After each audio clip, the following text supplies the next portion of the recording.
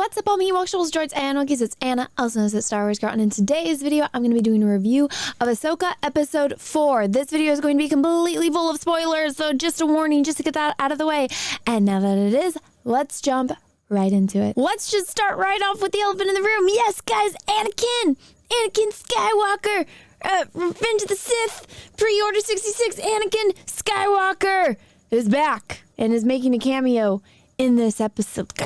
Sorry about that. I'm getting eaten up alive by mosquitoes in here. Look, I sat down for like 1 second and got bit on my face. And it itches like crazy, but I'm not going to scratch it. All right, never mind. Back to this. Leave me alone, mosquitoes, while I do this review. So yeah, Anakin's back. Ahsoka like dies, but this is Disney, so no one's ever really gone. By the way, this is the very end of the episode. I'm going to jump around a lot. I just wanted to talk about the most important thing, which the only thing that anyone really cares about, Anakin freaking Skywalker. That's kind of a big deal. So Ahsoka, let's go back. And before anyone yells at me, this is not my Disney Plus. This is my friends that let me use their login. I couldn't find a clear enough version on the magical bay of Johnny Depp's Captain Jack Sparrow's.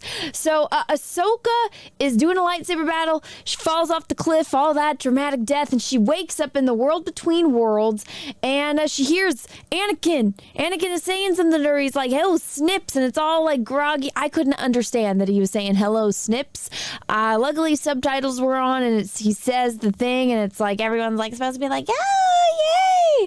But I just like, really? So Ahsoka should have died like so many times now, and so she should have died in Order 66 like George Lucas said she was supposed to. Dave Filoni's like, nah, she's my baby, I can't kill off Ahsoka. And so he didn't kill off Ahsoka. And then in Rebels, she was supposed to face Vader and fight Vader, and she sacrifices herself to save everyone, and Vader was supposed to kill her then.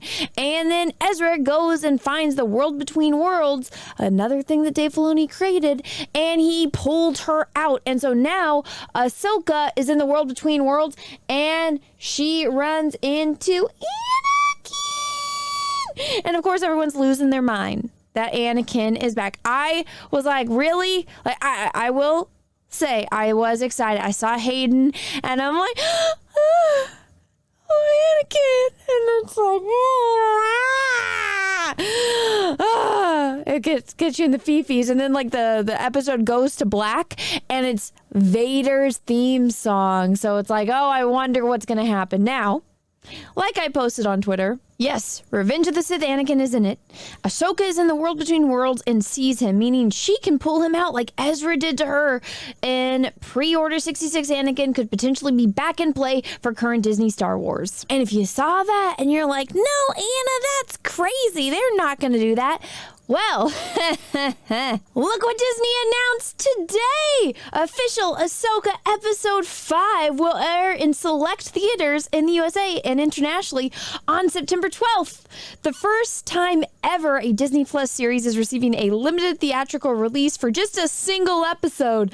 Da-da-da-da. Like I said here, it'll be Anakin, Thrawn, Ezra, Starkiller, Luke, and possibly Leia making appearances. Just watch. Now, if you're wondering, Anna, why would you say that? Or, Anna, that's not going to happen. Well, let me tell you.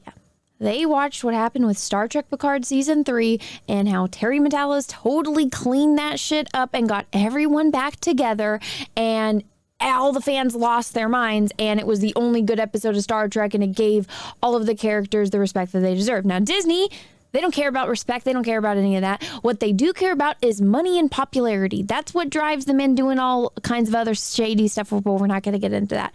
So Disney wants to try to capture what Star Trek did, which is funny and ironic there. And that's why, guess what? That's why we're seeing people like Hayden Christensen, a very beloved actor and character that people want to see. So they're like, okay, well, he's got this relationship with Ahsoka. He was her master. People want to see that in live action. I want to see that in live action done well. I got the fifis when I saw this scene. I'm not gonna lie. And when they started playing the Darth Vader music, if you guys didn't know, Darth Vader's my favorite character. I was like, ah! And I'm just like, yeah, they're gonna fuck it up. They are. They're 100% going to fuck it up. And the only thing I can see happening is they're going to have a conversation. Dave Filoni's going to try to do some wolf shit and retcon everything. If they pull Anakin out, of the World Between Worlds and have Revenge of the Sith pre-Order 66, like before we started killing everybody and going crazy, Anakin back and in Disney Star Wars and having Hayden Christensen back in Star Wars, that's going to make them a lot of money because Hayden has a very passionate, dedicated fan base and people love Anakin Skywalker. He's Anakin freaking Skywalker, and having him with Ahsoka and then they're doing the stuff with Luke and Baby Yoda, it's going to make them money for a short time until they ruin him, because it's Disney. They are going to ruin him. For anyone that's going to scream in my comment section, just open your eyes. It is what it is. I can't explain to you how to use a spoon. If you're not a baby, and if you don't know how to use a spoon, I don't know what to tell you. Like, look at this right here. It is the first time we have ever seen Anakin freaking live action Anakin freaking Skywalker and Ahsoka together. I liked that. I got excited. But again, they're going to fuck it up. I know Disney. They're going to fuck it up. They're not going to do it right. And Anakin saying, hello, Snips. And then I didn't expect you to see you that soon. Immediately, I was like, okay, either she actually died and they're going to bring her back and this is Anakin not being a Force ghost, but World Between Worlds Anakin. I don't think so. I think it's going to be back in time thing, or he is out of place because he's not in the doorway, which when we first saw the World Between Worlds, you're in a doorway, and that's a doorway to a window in time. And that's how Ezra pulled Ahsoka out. So this isn't a moment in time. He's not in any doorway. He's just here. Maybe it's her mind and she's projecting her own thoughts onto things. I don't think so, because I know Disney is just in it for making money. But so guys, this is the big reveal at the end of the episode, is that Anakin is back and Anakin is there and they're going to do something with him important enough to the point where they think people are actually going to pay money to go to the theaters and see it. I'm not going to go see it in theaters because I got stuff to do that day, and I would rather just watch it from the comfort of my own home and not have to sit in the theater with people that are going to be on their phones the entire time. So you guys can let me know if you guys would pay to go see this in the movie theater on top of paying for however you're watching it. Let me know down in the comments below. I don't know anyone that is going to, but maybe I'm wrong. But now that I got that big spoiler out of the way, let's go over the rest of the episode. So this guy dies. Everyone that had the fan theories about him being Ezra, him being Kanan, him possibly being Star Killer. Yeah, he died. He gets cut in half by Ahsoka and turns to dust. Also, they have 2 lightsaber fights in this episode, and they're terrible. They're absolutely terrible. Where the hell is Disney getting these choreographers? Because all these people do is go for each other's lightsabers. That's not how real fights work. You're not going to go and punch or use your sword or your lightsaber to go into the other person's sword or lightsaber weapon of any kind. No, what you're going to do is go for their head, their neck, their chest, their legs, their arms. You're going to try to chop this person off or kill them if you're dark side. So the whole, there's all these opportunities for me to kill the person that I'm trying to kill, but I'm not going to. I'm just going to swing my lightsaber and hit theirs. It's dumb. It's completely unrealistic. Also, the fact that you have dark side users and they're not force pushing, force choking, or anything like that, it's so stupid. But this guy gets to do the helicopter lightsaber thing, and that Disney's so proud of for some freaking reason, and Ahsoka just cuts him in half. Also, Sabine is fighting Blondie, and they literally stop fighting. I know it's hard to see on the screen. Ahsoka's right here, where her lightsaber is.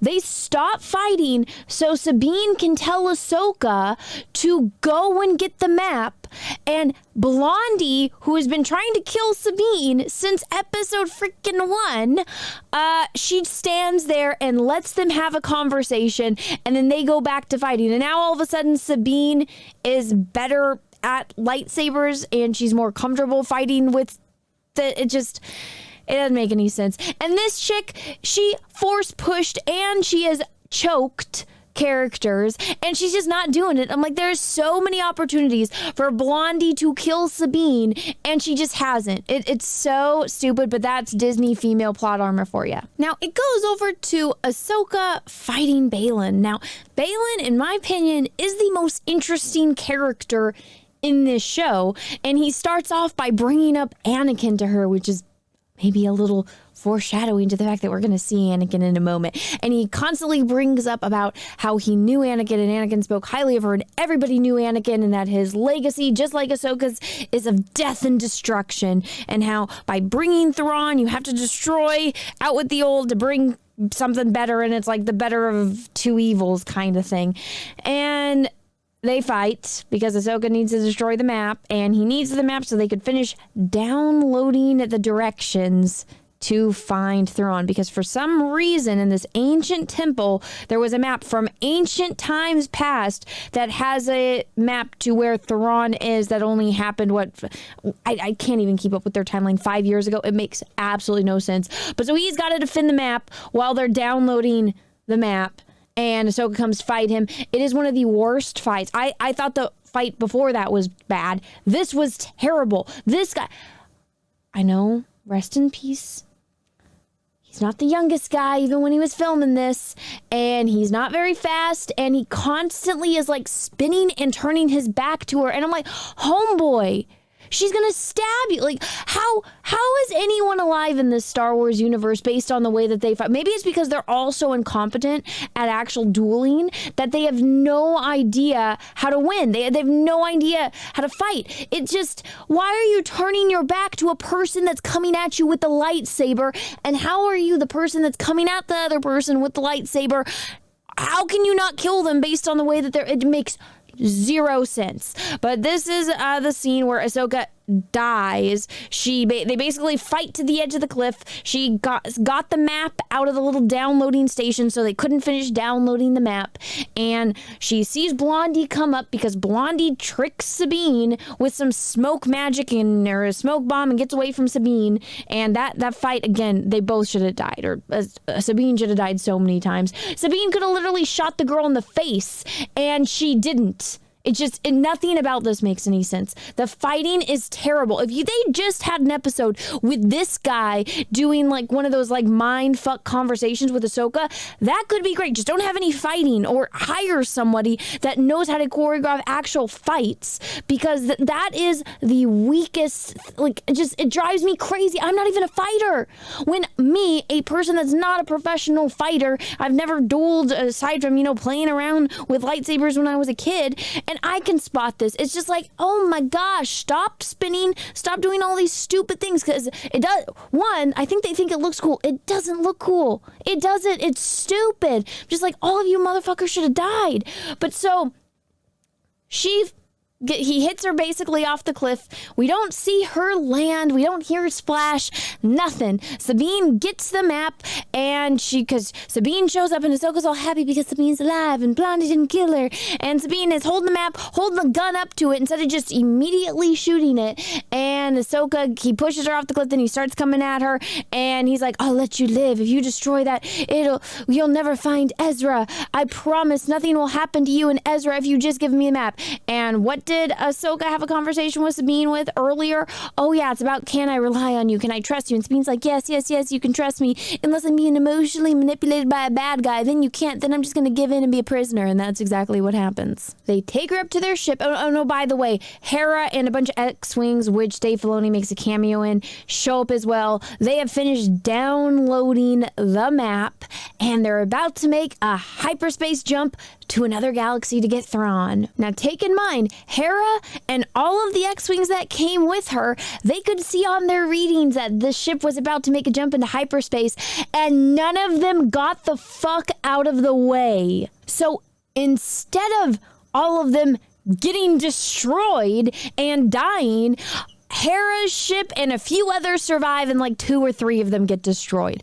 It's so dumb. Disney can't even follow their own science, because this is technically just like the Holdo maneuver. Remember when Grand Admiral Hodo, a purple-haired lady, she went into hyperspace and cut the ship in half, which is not how it works, but whatever. Disney's like, oh yeah, remember that thing that we invented and we're all so proud of? We're going to use it again, but then not even use it correctly, because again, Disney female plot armor. Hera should have died. Her son, who she has on the ship with her, should have died. Everyone that just got ran through by the giant freaking ship, they all should have died. But guess what? They're fine. They're fine. Plot armor. The two random people, the two random extras that got to be X-Wing pilots for a day, they died. But yeah, they're fine. They're fine, and they're gonna go after them. Isn't that great? What a great episode, huh? And then it goes over to the scene of Ahsoka in World Between Worlds, and that's the episode. It ends with Darth Vader's theme song playing. Yeah, great. Great. Now, aren't you guys all excited to go see that in theaters? Isn't that great? But yeah, that's the episode. There is some stuff that happened in the beginning is really not important to the plot. It's just David Tennant getting some screen time, or not getting screen time, getting some voice time. But yeah, that's the episode. And it all led up to everyone seeing Hayden. The only reason anyone's talking about this episode was because Hayden was in it, which, of course, that's Anakin freaking Skywalker. And remember, everyone, this is a universe, and this is a time when Ahsoka knows where Luke Skywalker is, knows who he is, knows who his daddy is. Leia, Han, they're all there. Baby Yoda now is here.